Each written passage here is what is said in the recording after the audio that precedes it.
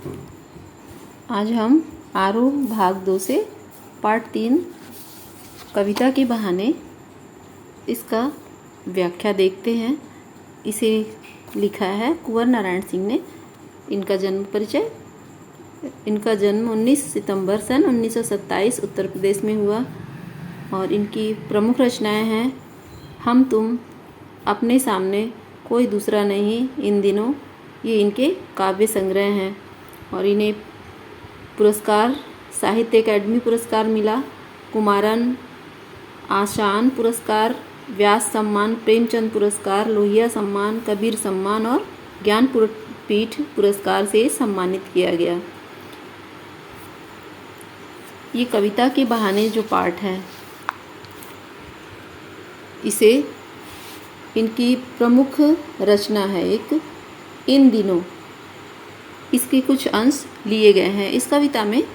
कविता के बहाने इसमें बच्चे, चिड़िया और प्रकृति, इन तीनों का समावेश किया गया है।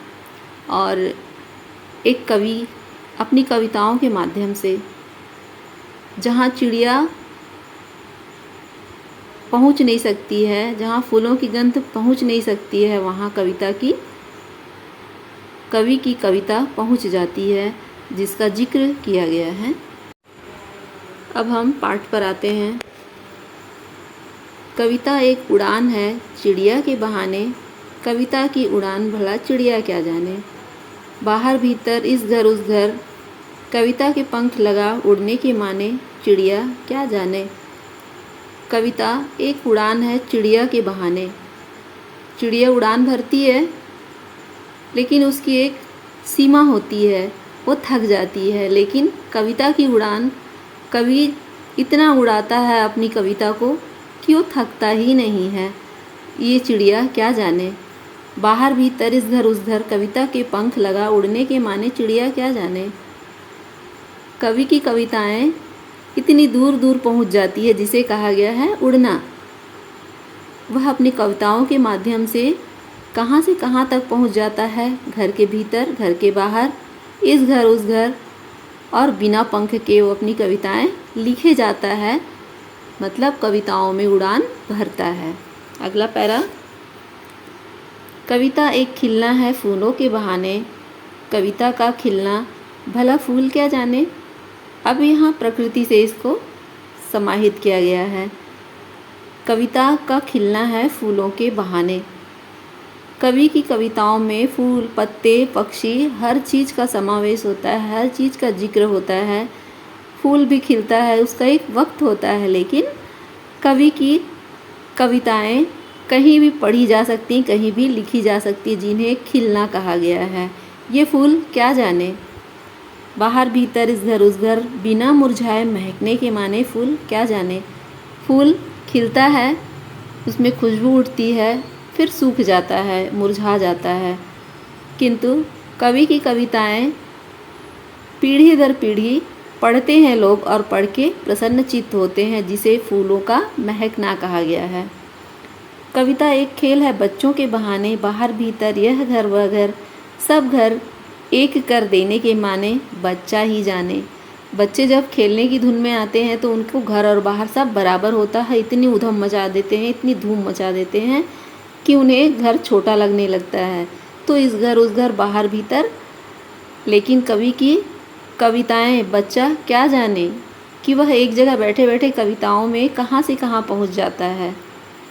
आगे देखते हैं। कवि की अगली कविता है बात सीधी थी पर। यह इनकी एक दूसरी काव्य संग्रह है, कोई दूसरा नहीं, इससे ली गई है। उसके कुछ अंश हैं ये।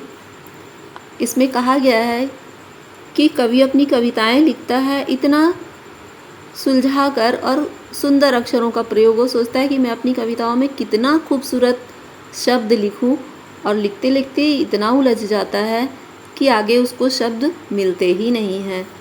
तो किसी काम को हम जितना जानते हैं उसी सीमा में हमें करना चाहिए, नहीं तो फिर दूसरों से सलाह लेके करनी चाहिए, ज्ञान लेके करना चाहिए। अब वो अगर नहीं कर पाए हम, तो क्या होगा, वो काम उलझ जाता है। तो अपनी कविताओं के माध्यम से अब कवि किस तरह प्रस्तुत कर रहे हैं हम इसे देखते हैं। बात सीधी थी पर एक बार भाषा के चक्कर में जरा टेढ़ी फंस गई। उसे पाने की कोशिश में भाषा को उल्टा पलटा तोड़ा मरोड़ा घुमाया फिराया कि बात या तो बने या फिर भाषा से बाहर आए, लेकिन इससे भाषा के साथ साथ बात और भी पेचीदा होती चली गई। एक बार कवि कविताएं लिखने बैठे तो वह बहुत खूबसूरत शब्दों का प्रयोग कर रहे थे। भाषा के चक्कर में जरा टेढ़ी फंस गई। अब लिखते लिखते उनके हाथ रुक गए और अच्छे शब्द उन्हें मिल ही नहीं रहे थे। उसे पाने की कोशिश में भाषा को उल्टा पलटा। अब लय, छंद, ताल, लघु गुरु मात्राएं जो होती हैं, तो इन सभी का ध्यान रखते हुए कवि अपनी कविताएं लिखते हैं। तो इस हिसाब से कवि की कविताएं सुंदर और स्पष्ट होनी चाहिए और पढ़ने और सुनने वालों को भी अच्छी लगनी चाहिए। तो कवि ने भाषा को उल्टा पलटा तोड़ा मरोड़ा, शब्दों को उलटफेर किया, लेकिन बात या तो बने या फिर भाषा से बाहर आए। कभी बात लगे कि मेरी कविताएं अच्छी हो रही हैं, सुंदर बन रही हैं, और कभी कभी लगे कि ये तो जो मैं लिखना चाहता हूँ उस शब्द सीमा से बाहर आ रहे हैं या फिर उसके अर्थ ही बदले जा रहे हैं। लेकिन इससे भाषा के साथ साथ बात और भी पेचीदा होती चली गई। अब कविताओं के माध्यम से क्या हुआ, लिखते लिखते जो लिखना चाह रहे थे वो लिख नहीं पा रहे थे और उलझते ही चले जा रहे थे। सारी मुश्किल को धैर्य से समझे बिना मैं पेंच को खोलने के बजाय उसे बेतरह कसता चला जा रहा था, क्योंकि इस करतब पर मुझे साफ सुनाई दे रही थी तमाशबीनों की शाबाशी और वाह वाह। अब हम कोई काम करते हैं, यहाँ देखिए उदाहरण दिया गया है, एक स्क्रू घुमाने वाला है, चूड़ीदार एक कील है और ये हथौड़ी है। अब ये बात इसको कहा गया है और हथौड़ी क्या है, इनकी कविताएं हैं।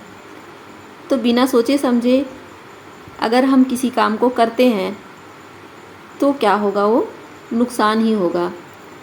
इसी तरह सारी मुश्किल को धैर्य से समझे बिना, धैर्य बहुत ज़रूरी होता है। पेशेंस, किसी भी काम को करने के लिए धैर्य बहुत ज़रूरी होता है। अगर हम हड़बड़ी में या बिना सोचे समझे कोई काम करेंगे तो वो गलत हो जाता है।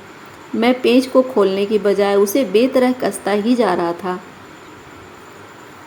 अब एक उदाहरण दिया गया है कि जिस तरह स्क्रू को फिट करते हैं उसकी जगह बनी हुई होती है, अगर वो जगह उसके लिए नहीं है और हम बेवजह उसे घुमा घुमा के करेंगे तो या तो वो लूज़ हो जाएगा या फिर वो खराब हो जाएगा, उसकी चूड़ी खराब हो जाती है। तो इसे कहा गया कि पेज खोलने के बजाय मैं बेतरह उसे कसता ही जा रहा था। अपनी कविताओं को बेवजह और बेकार के शब्दों से लिखे जा रहा था। साफ सुनाई दे रही थी तमाशबीनों की शाबाशी और वाह वाह। कुछ जो नहीं समझते हैं उनको लगता है कि बहुत अच्छी कविताएं लिख रहे हैं तो वाह वाह कर रहे थे, और कुछ तमाशबीन जो मदद करना नहीं चाहते हैं लेकिन देखते हैं कि इनका काम नुकसान हो रहा है तो बड़ी उन्हें प्रसन्नता होती। हमारे समाज में कई तरह के लोग होते हैं, तो इसे कहा गया है कि तमाशबीनों की शाबाशी और वाह वाह मुझे सुनाई दे रही थी। अगला, आखिरकार वही हुआ जिसका मुझे डर था। जोर ज़बरदस्ती से बात की चूड़ी मर गई और वह भाषा में बेकार घूमने लगी। अब कवि जो सोच रहे थे, जिस बात का डर था, वैसा ही हुआ। उनकी कविताएं सही नहीं बनी और भाषा के चक्कर में वो उलझकर पूरी ही नहीं हुई।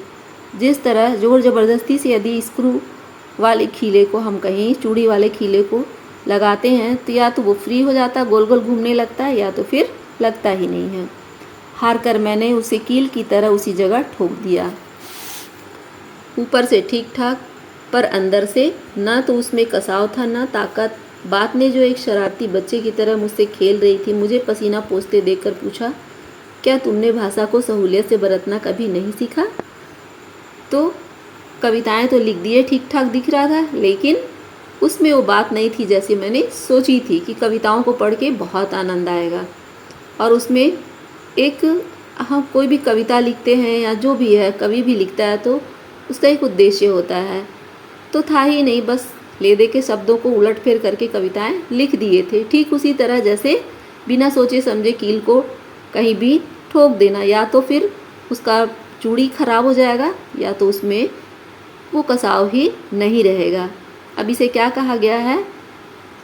बात ने जो एक शरारती बच्चे की तरह मुझसे खेल रही थी। एक शरारती बच्चा बिना सोचे समझे कोई भी काम करता है, वही हाल इन कवि का भी था। और मुझे पसीना पोंछते देखकर पूछा, क्या तुमने भाषा को सहूलियत से कभी बरतना सीखा? ये कौन बोल रहा है? ये उनके अपना आत्म वो होता है, जो खुद की एक भावना होती है। तो कवि वो भावना जो होती है उनके अंदर की, वो खुद से सवाल करती है कि क्या तुमने कभी सहूलियत से कोई काम करना सीखा? तो ये पाठ हमारा यहाँ पे समाप्त होता है और अगली वीडियो में फिर नेक्स्ट पार्ट